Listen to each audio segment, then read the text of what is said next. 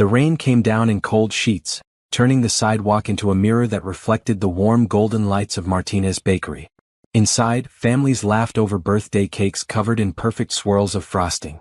Children pressed their faces against glass cases filled with pastries that cost more than most people spent on groceries for a week.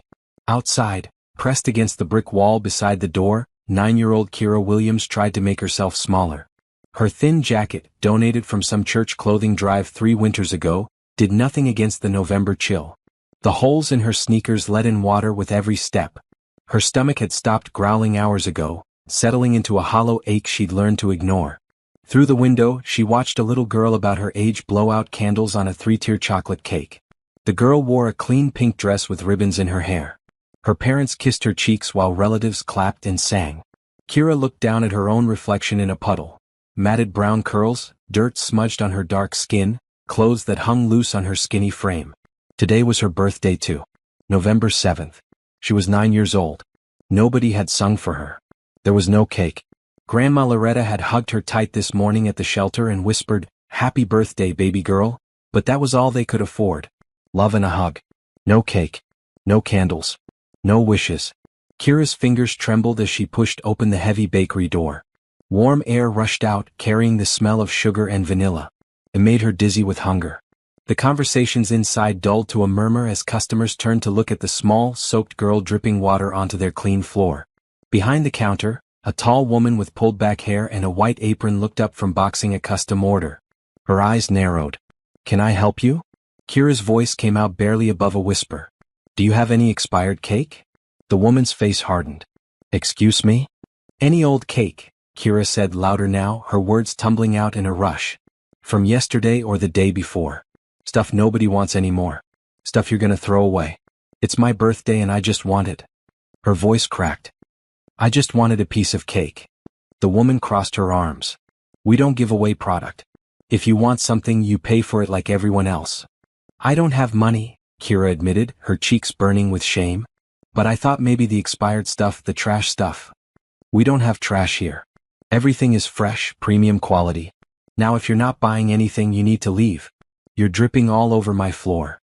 Kira felt tears mixing with the rain on her face. She turned toward the door, her birthday wish dying in her throat. That's when she heard a different voice. Deep and tired but gentle. "Wait." A man stood from a corner table, setting down a coffee cup. He was tall, maybe 40 years old, with olive skin and dark hair touched with gray at the temples. He wore an expensive charcoal suit, perfectly tailored, and shoes that probably cost more than Grandma's monthly medicine. But his eyes looked sad. Really sad. Like he knew what it felt like to want something you couldn't have. Vincent Torres had been sitting in that bakery for 2 hours, nursing cold coffee and watching families celebrate. He came here sometimes when his penthouse felt too empty, when the silence got too loud. He watched other people's joy from a distance, like pressing his face against the glass of a life he used to have. 5 years ago he'd had a daughter, Isabella. She'd loved birthday cake, loved blowing out candles and making wishes. She'd been 7 when the drunk driver crossed the center line and took her and her mother from him in one terrible moment. 5 years of existing without living. 5 years of going through motions, building his company bigger and bigger, trying to fill the hole in his chest with money and success and long hours at the office. It never worked. And now here was this child, this small soaked girl asking for garbage cake on her birthday, and something inside Vincent cracked open. He walked toward Kira, his footsteps quiet on the tile. "Today is your birthday?" She nodded, not quite looking at him. "How old?" 9. Vincent's breath caught. Isabella would have been 12 now. Would have been. Those 2 words haunted him every single day. He turned to the woman behind the counter. "I'll take your largest birthday cake. The fancy one in the window with the flowers." The baker blinked. "Sir, that's a custom order for the Peterson anniversary party. I'll pay double, triple, whatever it costs, and I'll pay for a replacement to be made for the Petersons." His voice was firm but not unkind. "This young lady needs a birthday cake. Sir, I really can't." Vincent pulled out his wallet and placed $500 bills on the counter. The baker's eyes went wide. That cake cost $80. He was giving her over 6 times that amount. "Please," Vincent said quietly. "It's her birthday." The baker looked at the money, then at Kira's hopeful face, then back at the money. She swallowed hard and nodded. "I'll box it up." Kira's eyes filled with tears again, but these were different. "I can't," That's too much. I just wanted. You wanted cake on your birthday, Vincent said, crouching down to her level so they were eye to eye. That's not too much to ask. That's not too much at all. His eyes were kind, Kira thought. Sad but kind. Like Grandma's eyes when she talked about Mama and Daddy. What's your name? Vincent asked. Kira. I'm Vincent. He held out his hand and she shook it, her small fingers disappearing in his grip. Happy birthday, Kira. The baker returned with an enormous white box tied with gold ribbon. Inside was the most beautiful cake Kira had ever seen. 3 layers covered in pale blue frosting with delicate sugar flowers cascading down one side. Real flowers, not plastic. The kind of cake that belonged in magazines. Vincent took the box and handed it to Kira. It was heavy. She held it like treasure, like something that might disappear if she loosened her grip. Thank you, she whispered. Thank you so much. You're welcome. Vincent stood, but something in him couldn't let this moment end. Couldn't let this child walk back out into the rain with just a cake, back to wherever she'd come from. He'd spent 5 years drowning in his own pain, and for the first time since the accident he felt like maybe there was a reason he was still here. Maybe this was it. This moment. This choice. Kira, he said carefully. Have you eaten dinner? She shook her head. Would you let me buy you dinner? A real meal, not just cake. He saw her hesitation and added quickly, I promise I'm safe. We can go somewhere public, somewhere with lots of people. I'd like to make sure you have a proper birthday. Kira bit her lip. Grandma always warned her about strangers. But this man had kind eyes. And she was so hungry. And nobody had ever offered her something like this before. Okay, she said softly. But can we bring some food back for my grandma too? She's sick and she hasn't eaten either. Vincent felt that crack in his chest split wider. This child was starving and her first thought was feeding someone else. Of course, he said, his voice rough with emotion. We'll bring her a feast. How can you scroll past a child begging for expired cake without feeling something shift in your heart? If this story is already touching you, hit subscribe and drop a comment telling me what you would have done in Vincent's place. Your answer might surprise you. Vincent's car was the kind Kira had only seen in movies. Sleek and black with leather seats that were heated and smelled like money. She sat in the back, the cake box on her lap, afraid to touch anything. Rain drummed on the roof as Vincent drove through the city streets. There's a good restaurant 2 blocks from here, Vincent said, glancing at her in the rearview mirror. Italian. Do you like pasta? I like everything, Kira admitted. We eat at the shelter mostly. Soup and bread. Sometimes sandwiches. Vincent's hands tightened on the steering wheel. You live in a shelter? Me and Grandma. The Morrison Street shelter downtown. We've been there 8 months now, ever since. She paused. This part always hurt. Ever since we lost our apartment. Grandma got sick and couldn't work no more. Her diabetes got bad. The medicine cost too much and the rent was too high and then we just ran out of money. I'm sorry, Vincent said, and he meant it. What about your parents? They died 2 years ago. Car accident. Kira said it flat, the way she'd learned to say it so it wouldn't hurt as much. Drunk driver hit them on the highway. I was at Grandma's house that night. They were coming to pick me up and they never. She stopped, swallowing hard. Grandma's all I got now. Vincent pulled into a parking space and sat very still. His own wife and daughter taken the same way. Drunk driver. One moment of someone else's terrible choice and entire families destroyed. He understood this child's pain in a way most people couldn't. I lost my family that way too, he said quietly. My wife and my daughter. 5 years ago. Kira met his eyes in the mirror. Does it stop hurting? No, Vincent said honestly. But you learn to carry it. And some days are better than others. She nodded, understanding passing between them without more words needed. Inside the restaurant, the hostess looked at Kira's wet, dirty clothes with barely concealed disgust. Vincent's expression turned cold. Table for 2, please. Somewhere comfortable. Sir, perhaps the back. Front window is fine. His tone left no room for argument. And we'll need several takeout containers as well. They sat at a table with a white cloth and real flowers. Kira had never been somewhere this nice. Other diners whispered and stared. She wanted to disappear, but Vincent ordered like she belonged there. Pasta with chicken for her, soup, salad, breadsticks, a huge order of lasagna to go. Tell me about your grandma, Vincent said as they waited for food. What's her name? Loretta. Loretta Williams. Kira smiled for the first time, and Vincent saw how pretty she'd be if she wasn't so thin and tired. She's the best. She used to work at a hotel cleaning rooms. She worked real hard so my mama could go to college. She tells me stories about when mama was little. And she sings old songs, the kind her mama taught her.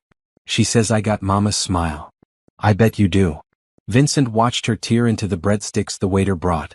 She ate like someone who didn't know when the next meal would come. How bad is her diabetes? Pretty bad. She needs insulin, but it's so expensive. The clinic gives us some for free sometimes, but not always enough. Last week she passed out and the ambulance came.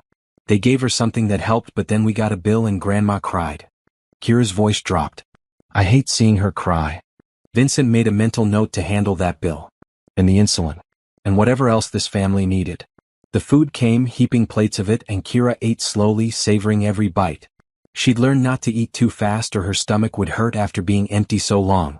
Vincent barely touched his own meal. He couldn't stop thinking about this child's situation. 9 years old and dealing with loss, poverty, and adult worries no kid should carry. His phone buzzed.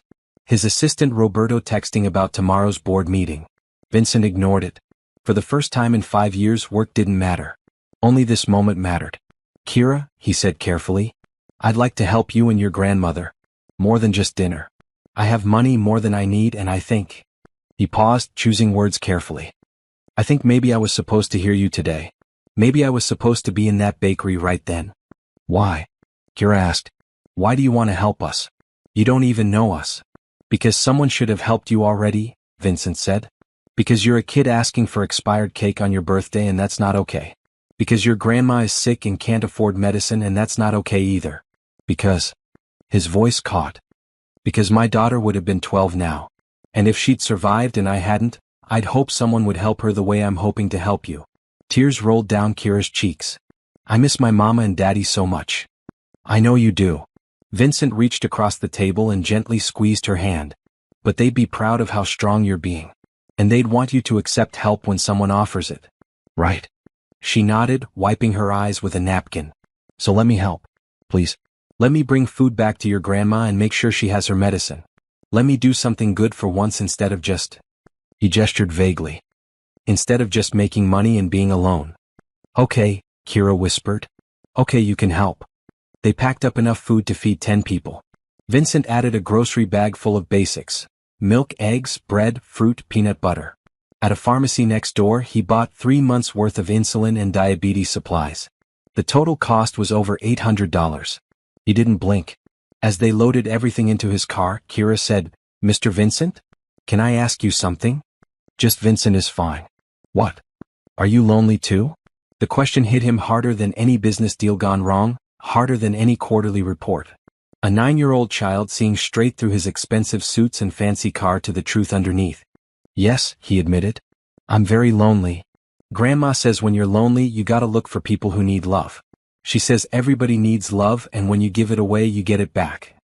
Kira climbed into the back seat. Maybe helping us will make you less lonely. Vincent stood in the rain, letting her words sink in. Out of the mouths of children, his mother used to say. The wisdom that came from innocent hearts. Maybe it will, he said softly. Morrison Street Shelter sat in the old industrial district where warehouses slowly converted into expensive lofts while the poor got pushed further to the margins. The building was a converted factory, all brick and bad plumbing. Vincent parked on the street and helped Kira carry the food and supplies to the front entrance. Inside, the smell hit him first. Too many bodies in too small a space. Sweat and mildew and boiled vegetables. Rows of cots lined the main room, separated by thin curtains that gave the illusion of privacy. Families clustered in small spaces, children doing homework on the floor, adults staring at walls with exhausted eyes. Vincent had donated to homeless charities before. Big checks written from a distance, tax deductions that let him feel good without getting involved. He'd never actually been inside a shelter. Never seen what those checks were supposed to fix. It wasn't enough. He could see that immediately. Nothing was enough when people lived like this. Grandma's over here, Kira said, leading him through the maze of cots to a corner spot beside a radiator that clanked but produced no heat. She hasn't been feeling good today. Loretta Williams sat on a thin cot, wrapped in a donated blanket. She was maybe 65, maybe 70, her dark skin lined with years and worry. Her hair was mostly gray, pulled back in a neat bun despite everything. She wore a faded blue sweater and slacks that had seen better decades. But her eyes. Her eyes were sharp and intelligent and full of love when they landed on Kira. "Baby girl, you're soaking wet," Loretta said, struggling to stand. "Where have you been?" "I was worried sick." She stopped, seeing Vincent. Seeing the cake box, the bags of food, the pharmacy bag. Her expression shifted from relief to confusion to something harder. Pride, Vincent realized. The kind of pride that came from doing everything yourself, from never asking for help even when you desperately needed it. "Grandma, this is Vincent," Kira said quickly. "He heard me at the bakery and he bought me a birthday cake. The most beautiful cake ever. And dinner. And medicine for you. And look, Grandma, there's insulin. 3 months of insulin." Loretta's jaw tightened. "Baby, you can't accept all that from a stranger." "He's not a stranger anymore. He's my friend." Kira set the cake box carefully on the cot. "And Grandma, it's my birthday. Please don't make him take it back. Please." Vincent stepped forward, holding out his hand. "Mrs. Williams, I'm Vincent Torres. I promise I have no bad intentions. I just wanted to make sure your granddaughter had a proper birthday. And I wanted to help with your medicine. That's all." Loretta didn't take his hand immediately. She studied him, the way he stood, the way he looked at Kira, the quality of his suit, the sincerity in his eyes. Making calculations. Assessing threats. Protecting her girl the way she'd always protected her, even when she could barely protect herself. Finally, slowly, she shook his hand. "Loretta Williams. And I appreciate the kindness, Mr. Torres, but we can't accept charity." "It's not charity," Vincent said gently. "It's a birthday gift. For Kira. You wouldn't refuse your granddaughter a birthday gift, would you?" Loretta's eyes watered. "Today's her birthday. I couldn't even." Her voice broke. "I couldn't even get her a cupcake." "Now she has cake," Vincent said. "And pasta. And you have insulin. Please, let me do this one good thing." The fight went out of Loretta's shoulders. She sagged back onto the cot, suddenly looking older and more tired. Okay, thank you. "Thank you so much." Kira threw her arms around her grandmother, and they held each other tight while Vincent unpacked the food. Other shelter residents noticed and gathered around, drawn by the smell of restaurant takeout. "There's enough to share," Vincent said immediately, seeing their hungry eyes. "Please, everyone eat." And they did. Pasta and breadsticks got divided among 20 people. Children who'd been lying listlessly on cots perked up and smiled. Adults nodded thanks, too tired for words. The cake got cut into small slices so everyone could have a taste. Kira blew out the candles while the whole shelter sang happy birthday, their voices echoing off brick walls. She closed her eyes and made a wish. Vincent stood back and watched, something warm growing in his chest where the cold had lived for 5 years. This feeling. This was what he'd been missing. Purpose. Connection. Mattering to someone. After everyone ate, after the crowd dispersed and quiet returned, Loretta gestured for Vincent to sit on the cot beside her. Kira had curled up with her slice of cake, eating slowly, making it last. "Why are you really doing this?" Loretta asked quietly. "Rich man like you doesn't just wander into shelters handing out money unless there's a reason." Vincent could have lied. Could have made it about tax breaks or good press or some other surface reason. But Loretta's eyes demanded truth. "I lost my wife and daughter 5 years ago," he said. "Car accident. Drunk driver. Since then I've been." He searched for words. "I've been going through the motions. Making money. Building companies. But not living. Just existing. And today I heard your granddaughter ask for expired cake and something in me woke up. I needed to help. I needed to matter to someone again." Loretta nodded slowly. "Grief is a heavy thing to carry alone." "Yes, it is. And you think helping us will ease that weight?" "I don't know," Vincent admitted. "But I'd like to try. If you'll let me." She was quiet for a long moment, watching Kira lick frosting off her fork, savoring every bite. Then Loretta said, "My granddaughter has been through more than any child should. Lost her parents. Lost her home. Sleeps in a shelter with strangers and never complains. She's the bravest person I know. And if you hurt her, if you disappoint her, if you make promises you don't keep." Her voice turned to steel. "Then I don't care how much money you have. I will make sure you regret it." "I won't hurt her," Vincent said. "I promise." Promises are easy. Following through is harder. "Then judge me by my actions, not my words." Loretta studied him again, then slowly nodded. "All right, Mr. Torres. You want to help? Then start by getting me more blankets. It's freezing in here and half these kids are getting sick." Vincent smiled. "I can do that." He left the shelter an hour later, after making sure Loretta took her insulin, after getting their sizes to buy them proper coats, after promising Kira he'd come back soon. As he drove home through rain that had finally stopped, Vincent pulled out his phone. "Roberto," he said when his assistant answered. "Cancel tomorrow's meetings. All of them. I need you to research the best diabetes doctors in the city, and contact a supplier for bulk blankets and winter coats, children's and adult sizes, and find out who runs the Morrison Street shelter. I want to talk to them about improvements." "Sir? Is everything all right?" Vincent looked at the empty passenger seat, remembering how Isabella used to sit there singing along to the radio. The memory didn't hurt quite as sharp tonight. "Everything's fine," he said. "Actually, Roberto, I think everything might finally be okay." Vincent didn't sleep that night. He lay in his king-sized bed in his penthouse that overlooked the city, staring at the ceiling, thinking about a 9-year-old girl sleeping on a cot in a shelter that smelled like mildew. Thinking about a grandmother who couldn't afford medicine.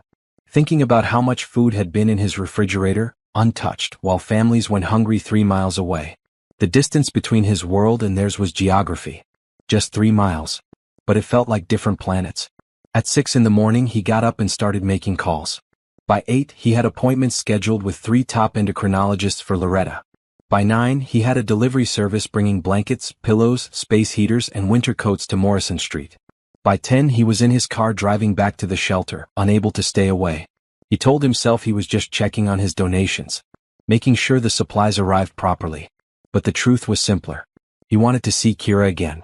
Wanted to see Loretta. Wanted to feel that warmth in his chest that came from matching. The shelter looked different in daylight. Worse somehow. The brick was crumbling in places. Windows were covered with cardboard. The entrance door hung crooked on its hinges. Inside, children ran around while parents tried to find ways to occupy long, empty days. There were no programs here, no activities, just survival. Vincent found Loretta in the same corner spot, helping a young mother change her baby's diaper. She looked up as he approached, surprise crossing her face. "Mr. Torres. Didn't expect to see you back so soon." "I brought supplies," Vincent said. "Blankets and coats and heaters. They should be here within the hour." "That's generous of you. Where's Kira?" "School. I make sure she goes every day no matter what. Education is the only way out of this." Loretta finished with the baby and handed him back to his mother. "You didn't have to come yourself.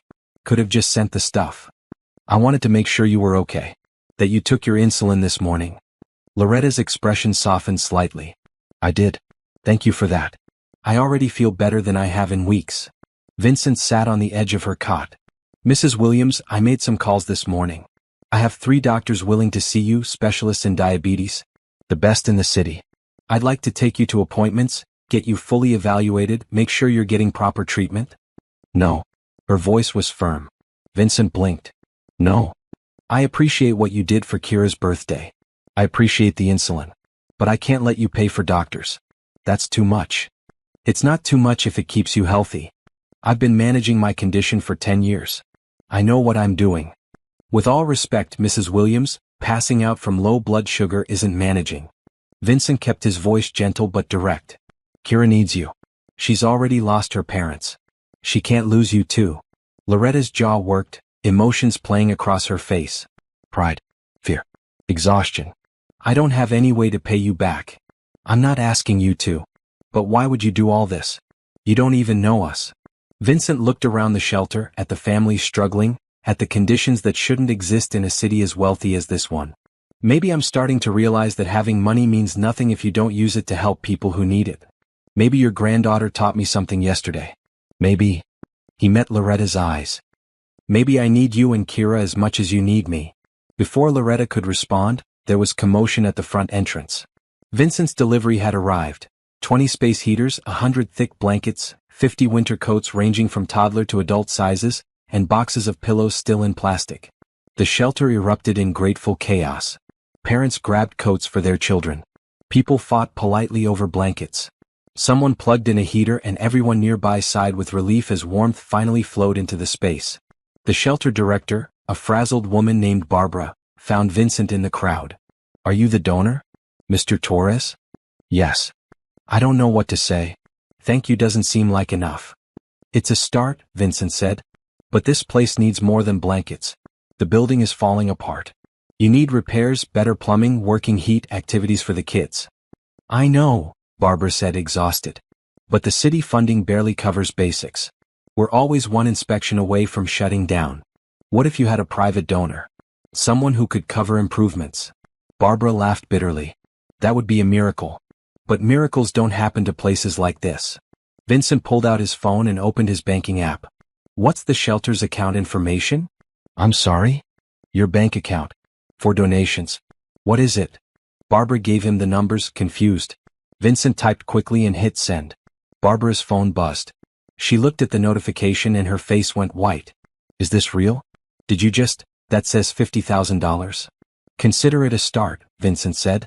Fix the heat first. Then the plumbing. Then see about hiring some staff to run programs for the kids. I'll send more as needed. Barbara's eyes filled with tears. Why? Why are you doing this? Vincent thought about yesterday, about a small girl asking for expired cake. About the moment his heart started beating again after 5 years of barely functioning. Because someone needs to, he said simply. He stayed at the shelter all day, helping distribute coats, setting up heaters, talking to families. He learned names. Heard stories. Met a single father with 3 kids who'd lost his job and apartment in the same week. Met a woman fleeing abuse with her 2 daughters. Met a veteran who couldn't find work despite his service. All of them were just trying to survive. All of them deserved better. Kira came back from school around 3, her face lighting up when she saw Vincent. You came back. I said I would. She threw her arms around him in a hug that nearly knocked him over. Vincent hugged her back, surprised by the lump in his throat. This child. This brave, beautiful child who'd somehow opened his heart again. Mr. Vincent, Kira said, pulling back. Can you help me with my homework? I got math problems I don't understand. They sat together on Loretta's cot while Vincent helped her work through fractions. He was patient, explaining concepts different ways until they clicked. Other children noticed and gathered around, asking questions, seeking help. Soon Vincent had 5 kids around him, all working on homework together. Loretta watched from across the room, her expression unreadable. When the children finally dispersed, she came over and sat beside him. You're good with kids, she said. I had a daughter. Isabella. She loved school, loved learning. Vincent's voice went soft. She'd be 12 now. I'm sorry for your loss. Loretta paused. And I'm sorry for being stubborn earlier. You're right. Kira needs me healthy. If you're serious about those doctors. I'm serious. Then okay. I'll go. And thank you. That night Vincent made plans. Doctor appointments. Better clothes for Kira and Loretta. Maybe he could help some of the other families too. The single dad needed job connections. The woman fleeing abuse needed legal help. The veteran needed medical care for PTSD. Vincent had resources. Money. Connections. Power. And for the first time in years he knew exactly how to use them. But he couldn't shake a growing worry in the back of his mind. Loretta was sick. Really sick. And if something happened to her, what would happen to Kira? Foster care? Separated from everything she knew? The thought made him cold. He was pulled from these thoughts by his phone ringing. Roberto, his assistant. Sir, you asked me to research children's education programs. I found several excellent private schools that offer scholarships. Hold that thought, Vincent said. First, I need you to find me the best family law attorney in the city. Someone who specializes in guardianship and foster care. Sir? Just in case, Vincent said. I need to make sure a little girl is protected. No matter what happens. 3 days later, Vincent took Loretta to see Dr. Patricia Reeves, the best endocrinologist at City Medical Center. Vincent had to convince Loretta to come, promising he'd wait in the car if she wanted privacy. But when they arrived, Loretta surprised him by asking him to come in with her. You're doing all this, she said. Might as well hear what the fancy doctor has to say. Dr. Reeves was a woman in her 50s with kind eyes and efficient hands. She ran tests, asked questions, examined Loretta thoroughly. Vincent sat quietly in the corner while Loretta answered honestly about her symptoms, her medication history, her struggles to afford treatment. Finally, Dr. Reeves sat back and folded her hands. Mrs. Williams, your diabetes is poorly controlled. Your A1C levels are dangerously high. You have early signs of neuropathy in your feet and possible kidney involvement. If we don't get this under control immediately, you're looking at serious complications. Possibly life-threatening. Loretta absorbed this without flinching, but Vincent saw her hand tremble slightly. What does she need? He asked. Consistent insulin therapy, a different type than what she's been getting from free clinics. Regular monitoring. Dietary changes. I'd like to see her weekly for the next month, then bi-weekly. We need to adjust her medications and make sure we're preventing any progression. Cost. With insurance, probably a few hundred a month. Without insurance. Dr. Reeves looked uncomfortable. Could be thousands. She doesn't have insurance, Loretta said quietly. Then we'll pay out of pocket, Vincent said immediately. Whatever it costs. Mr. Torres, that's too much. Your life isn't too much, Mrs. Williams. Vincent's voice was firm. Schedule whatever appointments she needs, doctor. I'll handle the payments. Dr. Reeves nodded. I'll have my staff set everything up. Mrs. Williams, I also want you to see a nutritionist and possibly a podiatrist to check that neuropathy. We're going to get you healthy again. In the parking garage after the appointment, Loretta stopped walking and put her hand on Vincent's arm. Why are you really doing all this? And don't tell me it's just because you're lonely or because of your daughter. There's something else. Vincent was quiet for a long moment. Then he said, when Isabella died, I wanted to die too. For months I thought about it. Ways I could end everything, stop the pain. The only thing that stopped me was knowing it would hurt my mother, my sister. So I kept breathing. Kept going to work. Kept pretending to be alive. But I wasn't. I was just a shell. And now I feel something again. Because of you and Kira. Because helping you gives me a reason to get up in the morning. Because watching Kira smile makes the world feel less empty. He met her eyes. You saved my life, Mrs. Williams. I'm just returning the favor. Loretta's eyes watered. She pulled him into a hug, this proud woman who didn't accept help easily, and Vincent hugged her back. You're a good man, she whispered.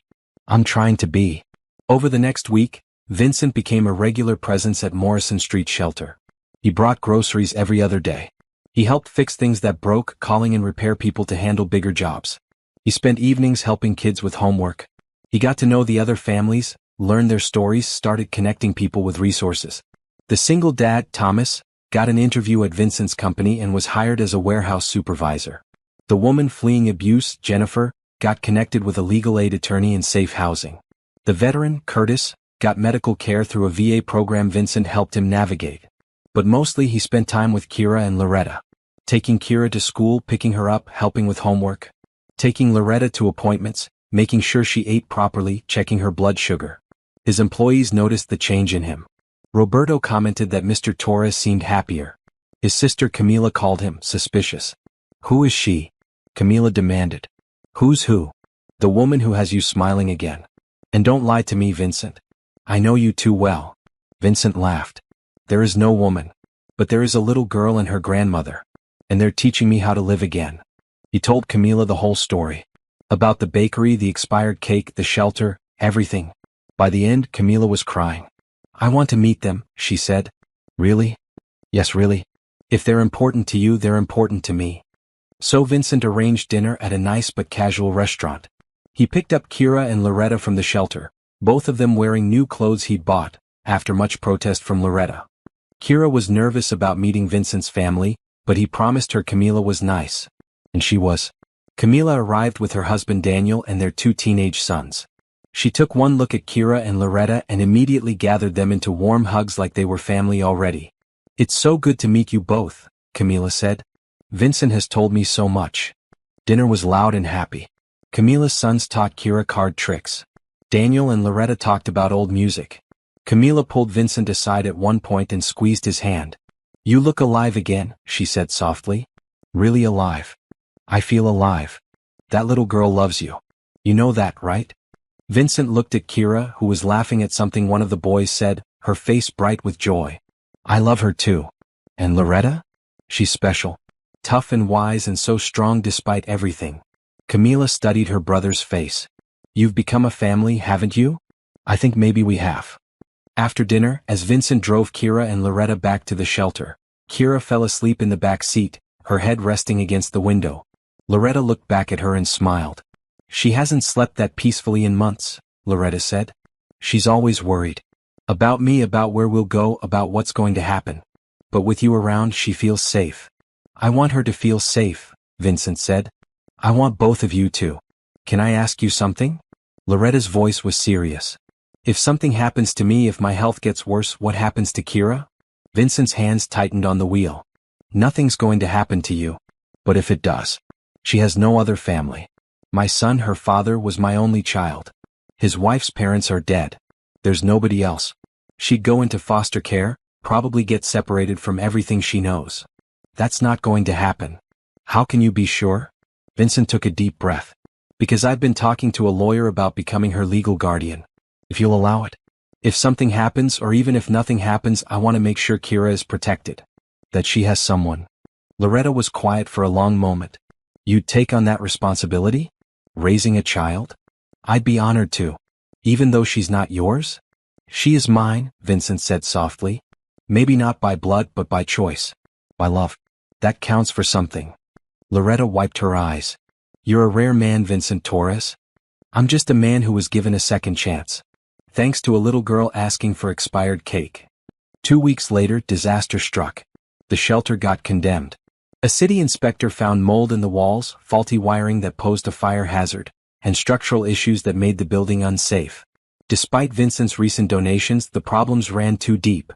The shelter needed to close immediately for extensive repairs. All residents had 30 days to find other housing. Barbara, the director, called an emergency meeting. 50 families crowded into the common area, fear and anger thick in the air. Where would they go? Other shelters were full. Waiting lists stretched for months. Winter was coming. Children would be on the streets. Vincent stood in the back, listening to families panic, his mind racing. He'd fixed the heat and bought coats, but he hadn't fixed the building itself. These problems had been growing for years. His money had been a band-aid on a broken bone. Kira found him after the meeting, tears streaming down her face. We have to leave? Where are we gonna go? I don't know, baby, Loretta said, looking older and frilier than Vincent had ever seen her. We'll figure something out. But they wouldn't. Vincent could see it in Loretta's eyes. There was no figuring it out. There was nowhere to go. That night, Vincent sat in his penthouse, staring at the city lights.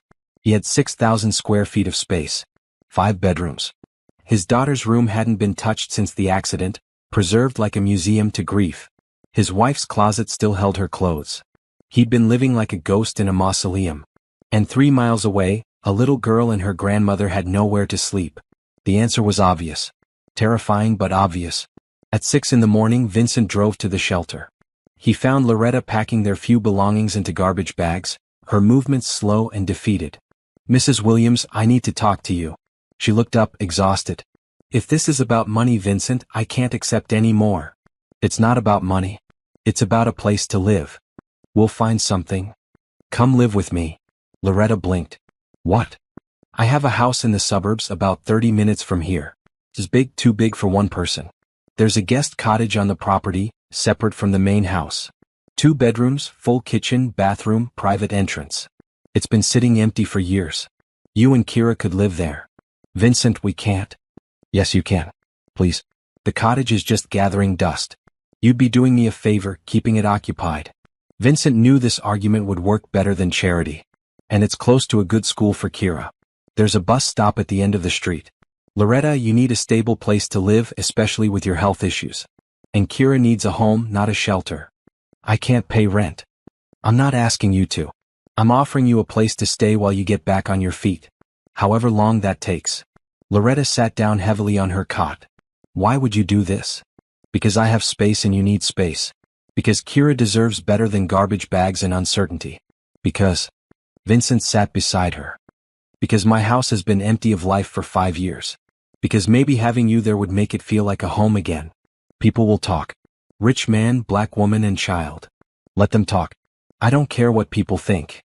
I care what Kira thinks. I don't want her getting confused about our situation, thinking we're charity cases. Then don't be charity cases. Help me around the property. The garden needs work. The cottage needs someone to make it feel lived in again. Make it an exchange if that's easier for your pride. Loretta's eyes flashed. My pride is all I've got sometimes. I know. And I respect that. But pride doesn't keep you warm at night. Pride doesn't give Kira a stable place to do her homework. Pride doesn't help you manage your diabetes. Vincent's voice gentled. Sometimes accepting help isn't weakness. Sometimes it's strength. Kira appeared from behind a privacy curtain, her eyes wide. She'd been listening. Can we really live in a cottage? Like in a fairy tale? It's not fancy, Vincent said quickly. It needs cleaning, probably some repairs. But yes, it's cottage-like. With a real bedroom? And a kitchen? And we don't have to share with 50 other people? That's right. Kira looked at her grandmother with pleading eyes. Please, Grandma. Please, can we go? I'm so tired of being here. I'm so tired of being scared all the time. And that did it. Loretta couldn't resist that plea. She pulled Kira close and closed her eyes. Okay, we'll try it. But just until we get on our feet, understand? This isn't permanent. However long you need, Vincent said, relief flooding through him. They moved the next day. Vincent's house was in a quiet suburban neighborhood with tree-lined streets and well-kept lawns. The main house was modern and elegant, all glass and clean lines. Behind it, connected by a stone path through a garden, sat the cottage. It was small but charming. White clapboard with blue shutters, a porch with a swing, flowers that had gone wild for lack of tending. Inside, dust covered everything but the bones were good. 2 bedrooms with real doors. A bathroom with a tub. A kitchen with appliances that worked. A living room with a fireplace. Kira ran from room to room, touching everything. This is ours? Really ours? Really yours, Vincent confirmed.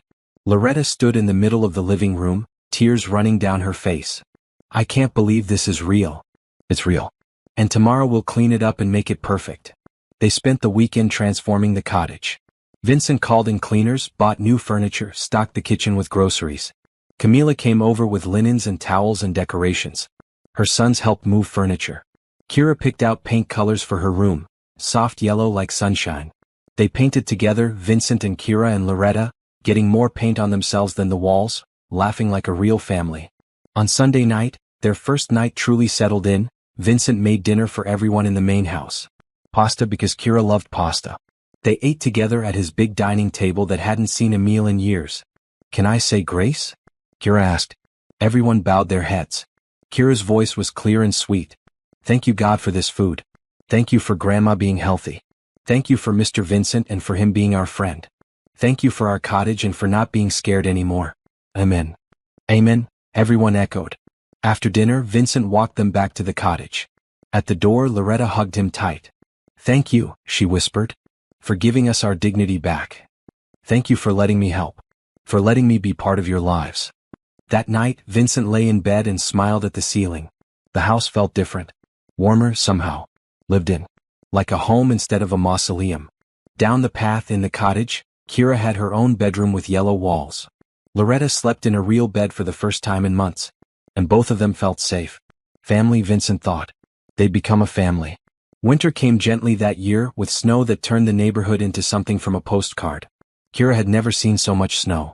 She and Vincent built a snowman in the garden while Loretta watched from the cottage window, smiling.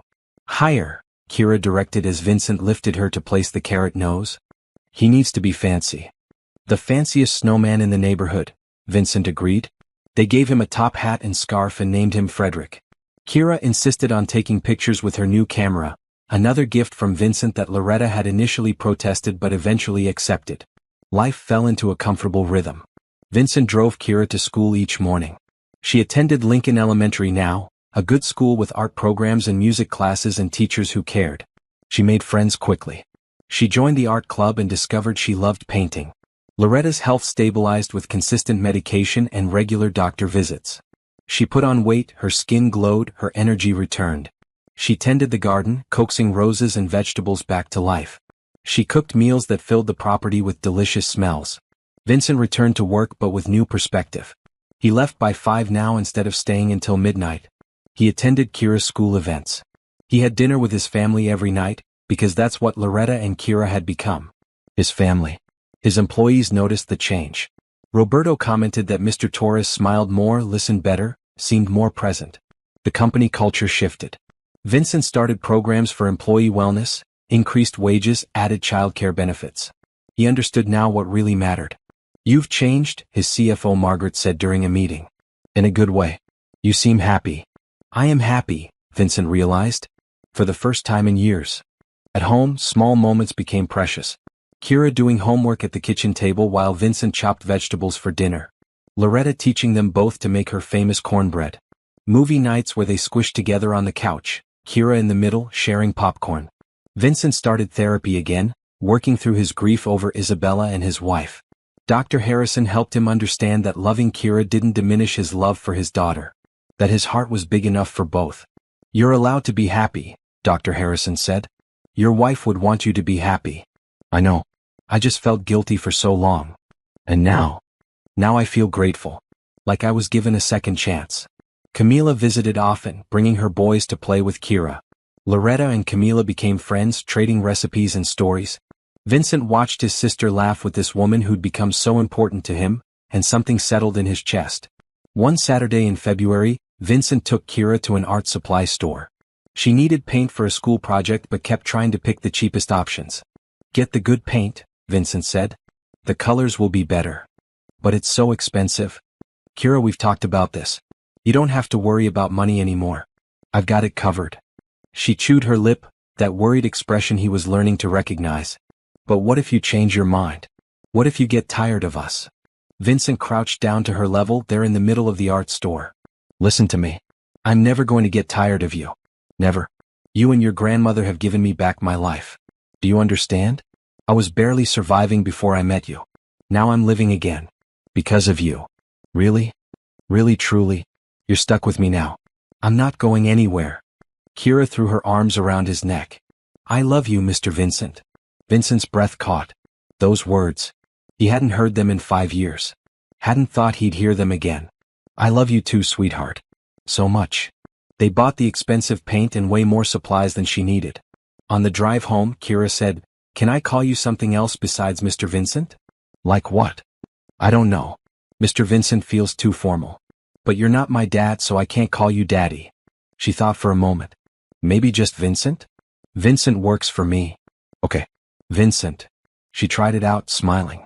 I like it. That night at dinner, Loretta served pot roast with vegetables from the garden. They sat together at the cottage table, passing dishes, talking about their days. Felt so normal. So right. I have something to discuss with both of you, Vincent said. I've been thinking about making our arrangement more official. Loretta set down her fork. What do you mean? I've spoken with my lawyer about guardianship papers. If something happens to you, Loretta, if your health gets worse or if there's an emergency, I want to make sure Kira is protected. That she doesn't go into the system. I'd like to become her legal guardian. With your permission, of course. Loretta was quiet for a long moment. You take her? Raise her? I already am raising her. This would just make it legal. Make sure she's protected no matter what. People would talk. Rich white man raising black child. I don't care what people say. I care about Kira being safe and loved. Kira looked between them, holding her breath. Finally, Loretta nodded slowly. Okay. Yes. I think that's smart. I think. Her voice cracked. I think that would give me peace. Knowing she'd be taken care of.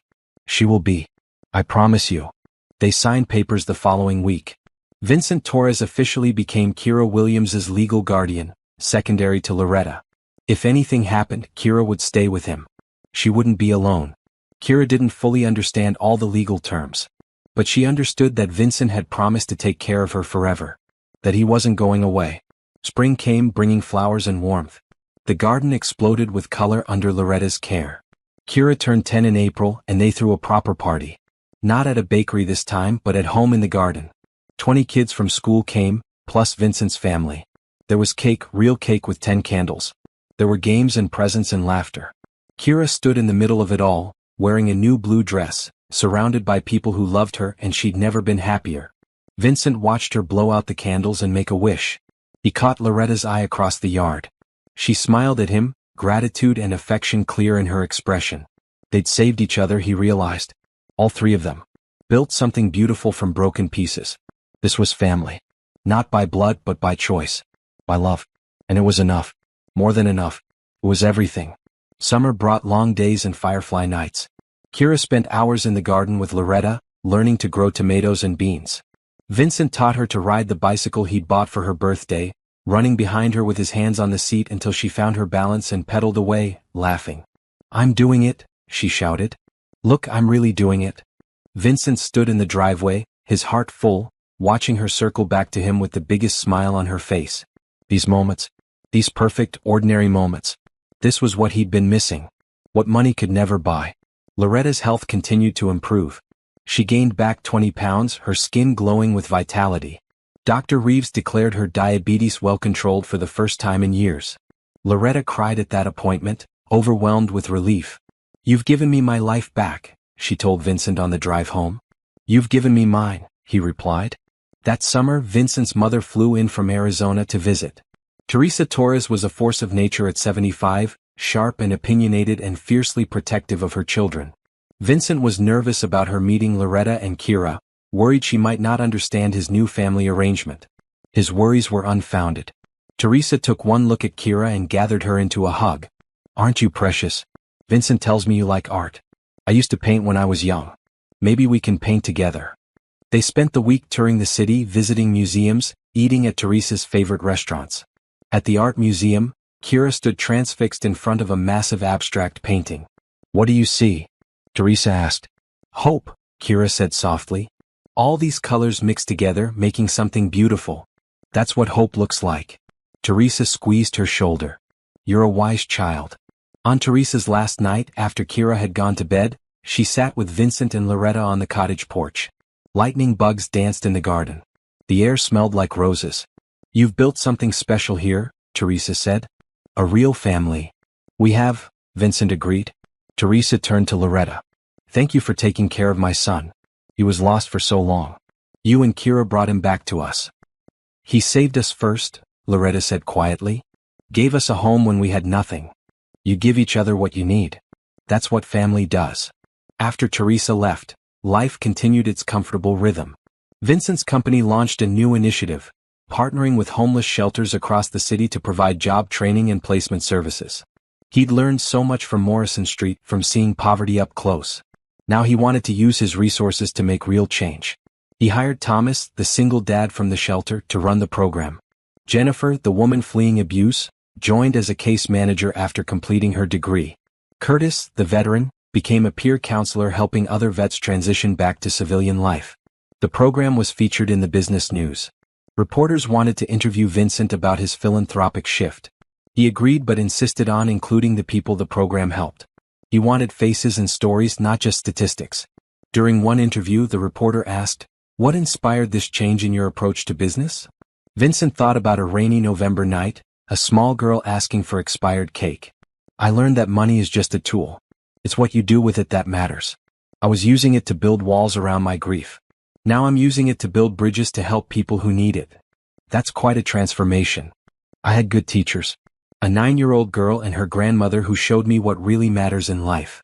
At home, Kira overheard the interview playing on television. "He talked about us," she said, awed. "He's proud of you," Loretta said. "We both are. We're at a turning point in this beautiful story. Can you feel it? Have you subscribed yet? Drop a comment and tell me what moment has touched your heart most so far. Don't miss what happens next." School started again in September. Kira entered 5th grade, her confidence growing daily. She joined the school art show with 3 paintings she'd created over the summer. Vincent and Loretta attended the opening night, beaming with pride. Kira's paintings showed the garden in different seasons. Spring blooms, summer abundance, fall colors. Each one was vibrant and full of life. "Your granddaughter has real talent," the art teacher said to Loretta. "She sees the world in a very special way." "She's been through a lot," Loretta said. "Art helps her process it all." "Well, whatever she's doing, keep encouraging it. She has a gift." Vincent bought all 3 paintings, insisting they should be professionally framed and hung in the main house. Kira protested that he didn't need to do that, but he was firm. "Art should be displayed and appreciated. These are beautiful and I want everyone who visits to see them." The paintings went up in the living room, transforming the space. Color and life where there had been only gray grief for so long. In October, Camila hosted a family dinner at her house. All the Torres gathered, Teresa visiting again, Vincent's cousins, aunts and uncles. Loretta and Kira came too, nervous about meeting so much family at once. But the Torres family welcomed them warmly. No questions about circumstances or arrangements, just acceptance and love. Kira played with Camila's sons and Vincent's young cousins. Loretta traded recipes with Teresa and helped cook dinner. During the meal, Vincent's uncle Carlos raised his glass. A toast to family. Not just blood but the people we choose to love. "Vincent, Loretta, Kira, we're honored to have you in our lives." "To family," everyone echoed. Kira leaned against Vincent's shoulder, her eyes shining. This was what she'd dreamed of in the shelter. Belonging. Being part of something bigger than just survival. Later, helping clean up, Vincent found Loretta in the kitchen drying dishes. You okay? He asked. More than okay. Your family is wonderful. They're your family too now. Loretta smiled. I'm starting to believe that. November arrived, bringing cooler weather and falling leaves. The anniversary of Vincent's daughter's death approached, a date that had always been unbearable. But this year felt different. Still sad, still a loss, but the grief had softened around the edges. On the day itself, Vincent took flowers to the cemetery where Isabella and her mother were buried. He knelt by the headstones and told them about Kira, about how a little girl had saved his life, about how he'd found purpose again. I'll always love you, he whispered. But I'm learning to live again. I hope that's okay. The wind rustled through leaves, warm despite the season. Vincent felt peace for the first time in years. His daughter would want him to be happy. Would want him to help people, to love again. He went home to find Kira and Loretta making dinner together, music playing, both of them dancing and laughing in the kitchen. They didn't see him at first, and he stood in the doorway watching this scene of domestic joy. This was his life now. Full and rich and beautiful. Kira spotted him and ran over, hugging him tight. You okay? I'm good, sweetheart. Really good. That night, they ate together as always, sharing stories from their days. Vincent felt Isabella's memory like a warm presence, not a haunting. She would have liked Kira, he thought. Would have liked having a little sister. Maybe in some way she'd sent Kira to him. Maybe this was all part of some bigger plan. Vincent didn't know. But he was grateful for every moment. As Kira's 11th birthday approached in November, Vincent started planning. He wanted something special, something that showed her how much she meant to him, how much her presence had transformed his life. He enlisted Loretta's help, the two of them conspiring in whispered conversations when Kira wasn't around. She's been talking about the bakery, Loretta mentioned. Where you first met. She drives past it sometimes when we're in the city and just stares at it. It's where everything changed, Vincent said. For all of us. An idea formed. Crazy, ambitious, perfect. Vincent made calls. He contacted Martinez Bakery and explained what he wanted to do. He reached out to Barbara from Morrison Street Shelter and the families he'd helped over the past year. He called Camila and his mother. He invited Kira's school friends and teachers. The guest list grew to over 50 people. Then Vincent did something bigger. He'd been thinking about it for months, buying the building that housed Martinez Bakery and converting it into a community center. A place that provided free meals, job training, childcare, and shelter assistance. A one-stop resource for families struggling like Loretta and Kira had struggled. He'd name it Second Chances. Because everyone deserved one. The paperwork took weeks to finalize. Vincent worked with city officials, nonprofit organizers, and community leaders. The bakery would remain, but the upper floors would transform into program spaces. He kept it all secret from Kira and Loretta. November 7th arrived crisp and clear. Vincent told Kira they were just going out for a birthday lunch, nothing fancy. She wore jeans and a green sweater, her hair in neat braids. Loretta dressed up in a maroon dress that Vincent had bought for her, claiming his mother had sent it and it was the wrong size. The lie was obvious, but Loretta accepted the gift gracefully. They drove into the city, Vincent barely able to contain his excitement. Kira chattered about her birthday wishes, simple things. A new set of paints. Maybe a book about famous artists. Time in the garden with Grandma. Those all sound doable, Vincent said, smiling. He pulled up in front of Martinez Bakery. The windows were covered with paper hiding what was inside. Why are we here? Kira asked. You'll see. Vincent opened the door and ushered them inside. Surprise. 50 voices shouted at once. The entire bakery was transformed with streamers and balloons. A massive banner read, Happy 11th Birthday, Kira. Tables overflowed with food. A 3-tier cake sat in the center, decorated with edible flowers that matched the cake from 2 years ago. Kira's mouth fell open. Her school friends were there, jumping and waving. Camila's family. Vincent's mother. Barbara and families from the shelter. Thomas and Jennifer and Curtis and everyone Vincent had helped. The art teacher. Even the baker who'd initially refused Kira, looking ashamed and apologetic. What? How? Kira couldn't find words. Happy birthday, sweetheart, Vincent said, kissing the top of her head. Tears streamed down Kira's face as friends surrounded her with hugs. The party was loud and joyful and perfect. Kids played games while adults caught up, everyone celebrating this one special girl who'd touched so many lives. After cake was served, after presents were opened, after the chaos settled a bit, Vincent called for attention. Everyone, thank you for coming to celebrate Kira's birthday. As many of you know, this bakery is where I met Kira 2 years ago. She was asking for expired cake, just wanting something small for her birthday. That moment changed my life completely. Kira stood beside him, holding Loretta's hand, listening. Since then, Kira and her grandmother Loretta have become my family. They've taught me about resilience, about hope, about what really matters in life. They saved me from drowning in grief. And I wanted to do something to honor that. Vincent pulled out a folder and handed it to Loretta. This building now belongs to a non-profit I've established. The bakery will stay, but the upper floors are being converted into a community resource center. Free meals, job training, childcare, shelter assistance. Everything people need to get back on their feet. Loretta opened the folder, scanning the documents.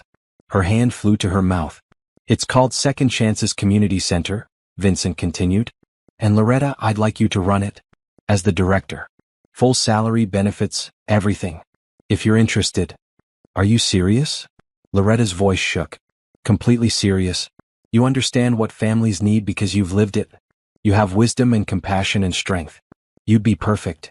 I'd be honored, Loretta whispered, tears flowing freely now. So honored. The crowd erupted in applause. But Vincent wasn't done. He turned to Kira, getting down on one knee so they were eye level. From his pocket, he pulled a small velvet box. Kira, over the past 2 years, you've become the daughter of my heart. Not by blood but by choice. By love. And I'd like to make that official if you and your grandmother agree. I'd like to adopt you. Fully and legally. Make you a Taurus. Make our family permanent. Kira's eyes went huge. You mean, I'd be your daughter? For real? For real. If you want that. If I want that? Kira's voice rose to a squeak. Of course I want that. Yes. Yes, please. She launched herself at Vincent, hugging him so tight he could barely breathe. The room exploded in cheers and applause. Loretta was openly sobbing now, happy tears streaming down her face. Vincent held Kira close, his own eyes wet. I love you so much, sweetheart. I love you too, Dad. Dad. The words settled into his heart like coming home. He opened the velvet box. Inside was a delicate necklace with a pendant, a small heart engraved with the words, "Family is forever." This is my promise to you, Vincent said, clasping it around her neck. Forever, family. Nothing will ever change that. Kira touched the pendant, fresh tears falling. This is the best birthday ever. It's the best day ever for me too. The party continued for hours. People ate and laughed and celebrated not just a birthday but the creation of something beautiful. A family built on love instead of obligation. A community coming together to support each other. As the sun set, Vincent stood with Loretta and Kira outside the bakery, now the future Second Chances Community Center. The three of them looked at the building that had brought them together. 2 years ago, I was barely surviving, Vincent said quietly. Now I'm living. Really living. Because of you too. We needed you just as much, Loretta said. You gave us hope when we had nothing. We saved each other, Kira said simply. Yes, Vincent thought. That's exactly what they'd done. The adoption papers were filed the following week. In 6 months after court approval, Kira Williams would become Kira Williams Torres. Vincent's legal daughter in every way. But really, she'd been his daughter from that first moment in the bakery. When he'd heard her ask for expired cake and felt his frozen heart crack open. Love didn't follow bloodlines. It followed choice. And he'd chosen this. Chosen them. Forever. 1 year later, November 7th arrived again. Kira's 12th birthday. But this time, they weren't celebrating in secret or scrambling to survive. They were standing in front of Second Chances Community Center for its grand opening. The transformation was stunning. The bakery occupied the ground floor, still making beautiful cakes but now also providing free breakfast and lunch for anyone who needed it. The second floor housed a job training center with computers and interview prep resources. The third floor had childcare facilities and after-school programs. The fourth floor offered temporary shelter beds for families in crisis. It was everything Vincent had dreamed of. Everything Loretta and Kira's experience had taught him was necessary. Over 100 people gathered for the ribbon-cutting ceremony. Local news crews set up cameras. City officials gave speeches. But Vincent made sure the real stars were the people the center would serve. Thomas spoke about finding employment through Vincent's programs and finally getting his own apartment. Jennifer talked about escaping abuse and rebuilding her life safely. Curtis described getting help with PTSD and reconnecting with his children. Their stories brought tears to many eyes. Then it was Loretta's turn. She stood at the microphone, elegant in a navy blue dress, looking healthy and strong and proud. 2 years ago, my granddaughter and I were living in a shelter. We'd lost everything. Her parents, our home, our hope. We were just trying to survive day by day. And on her 9th birthday, all Kira wanted was a piece of expired cake. Loretta's voice caught. Such a small wish. But someone heard her. Vincent Torres heard her and decided to help. Not just with cake but with everything. He gave us a home, medical care, stability. He gave us family. She looked at Vincent standing beside Kira. But what Vincent doesn't always understand is how much he needed us too. He was lost in his own grief, barely living. And somehow, through helping us, he found his way back to life. We saved each other. That's what family does. Applause rippled through the crowd. Loretta continued, "This center represents that same philosophy. We save each other. We help each other. Nobody should have to beg for expired cake. Nobody should have to choose between medicine and food. Nobody should have to sleep on the streets. Second Chances is here to make sure they don't have to. Everyone deserves dignity. Everyone deserves hope. Everyone deserves a second chance." More applause, louder now. Vincent stepped up, Kira at his side holding the giant ceremonial scissors. "Thank you all for coming. I'm not going to make a long speech because Loretta said it perfectly. I'll just add this: 2 years ago I thought I knew what success looked like. Money, power, business growth. But I was wrong. Success looks like this." He gestured at the center. "Like helping people. Like building community. Like love." He put his arm around Kira. "My daughter taught me that. By simply asking for cake on her birthday, she changed my entire life. She showed me what really matters. And now we're paying that forward." Kira stepped forward, her voice clear and strong. "When I was 9, I thought nobody cared about kids like me. Poor kids. Homeless kids. Kids whose parents were gone. I thought we didn't matter. But Vincent showed me I was wrong. We all matter. Every single person deserves love and help and hope. And this center is going to give that to people." She lifted the scissors. "I'm proud to open Second Chances, where everyone gets another shot at happiness." She cut the ribbon and the crowd erupted in cheers. The doors opened and people flooded inside. Families exploring the facilities. Kids running to the childcare area. Adults signing up for job training.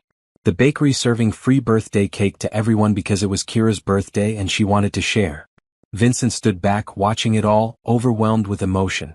Camila appeared at his elbow. "You did it, little brother. You actually did it. We did it. All of us together." His mother joined them, leaning on her cane. "Your father would be so proud. This is his legacy," continued.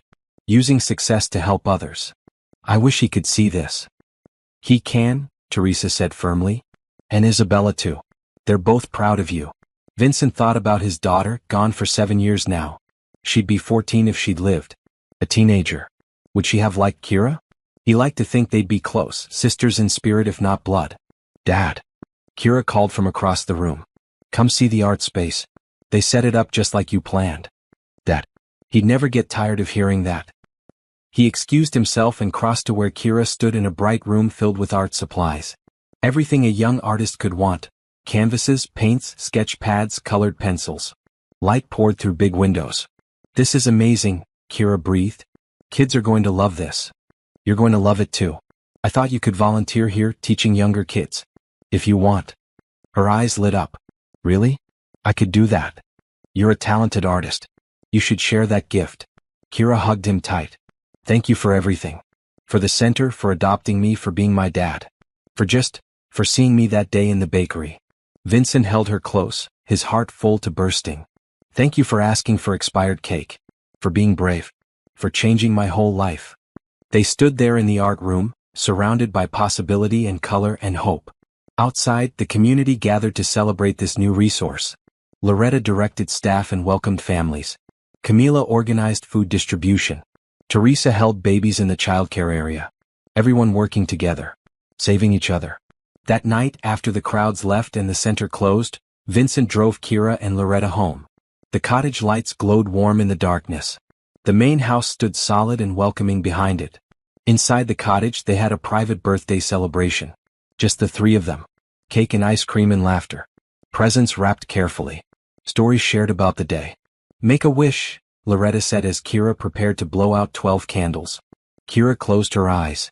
But before blowing them out, she said, "I don't need to wish for anything. I already have everything I want." "Blow them out anyway," Vincent said. Wish for the future. She did, sending smoke curling toward the ceiling. Later, after Kira went to bed, Vincent and Loretta sat on the cottage porch. Stars blazed overhead. The garden slept, waiting for spring. Can you believe it's been 2 years? Loretta asked. Sometimes it feels like forever. Sometimes it feels like yesterday. Everything's changed. Everything, Vincent agreed. I had a whole life I thought mattered. Business, success, status. None of it meant anything until I found you too. You found purpose. I found family. Loretta took his hand. You're a good man, Vincent Torres. The world needs more people like you. The world needs more people like you. Running that center, helping those families. You're making real change. We're making real change. Together. They sat in comfortable silence, two people who'd saved each other, who'd built something beautiful from broken pieces. Inside the cottage, Kira slept peacefully in her yellow bedroom. No more nightmares about losing everything. No more fear about the future. She was safe. She was loved. She was home. The next morning, Vincent woke early and walked out to the garden. Frost kissed the last roses. The air smelled clean and cold. He stood where he'd stood 2 years ago, looking at the cottage where a little girl and her grandmother had found refuge. Where he'd found purpose again. He thought about that moment in the bakery. A split-second decision to help. To care. To see someone else's pain and do something about it. That one choice had changed 3 lives completely. Changed dozens of lives through the community center. Changed his company culture and his family dynamics. One moment. One choice. Everything different because he'd decided to act instead of looking away. Whatcha thinking about? Kira appeared beside him, wrapped in a warm coat, her breath fogging in the cold air. About how lucky I am. I'm the lucky one. You saved me and Grandma. You saved me first, sweetheart. Don't ever forget that. They stood together watching the sun rise over the garden, painting everything gold and pink and beautiful. A new day. A new year ahead. Kira slipped her hand into his. Dad. Yeah. Thank you for not walking past that day. Thank you for stopping and listening. Vincent squeezed her hand. Thank you for being brave enough to ask for what you needed. For giving me a reason to be better. I love you. I love you too. Forever and always. Inside the cottage, Loretta started making breakfast. The smell of bacon and coffee drifted through the morning air. In a few hours, they'd go to Second Chances and continue the work of helping families. But for now, in this perfect moment, they were simply a father and daughter watching the sunrise together. A family built on kindness, hope, and love. Exactly as it should be.